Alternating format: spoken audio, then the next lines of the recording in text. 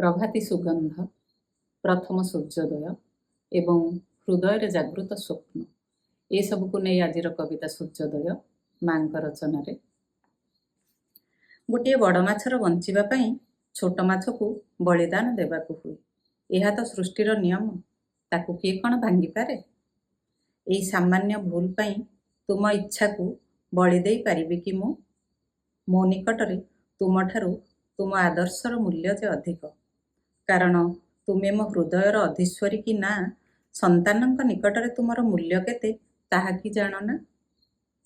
केबे हेले बंची पारिबिनी तुम बिना, प्रति मुहूर्त मन पड़ुथिबो निबिड़ता आम निश्वासर। सागरर तरंगायित जलराशि कूललंघु पछे राति नई आसु बयस उपरे, छोट दुनियार परिधि मध्यरे तुमे तो मो पाई श्रेष्ठ आभरण।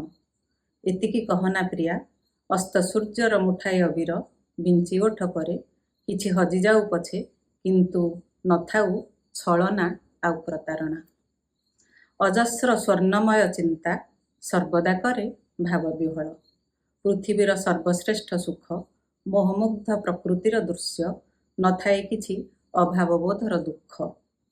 लिभि जाऊ पछे आखि सामनार आलोक, अनुभवरे लागू पछे नूतन चमक, ठीक ठाक किंतु चली थाऊ आम जीवनर सूर्योदय, एमिति होई थाऊ चिरकाल स्वप्नमय।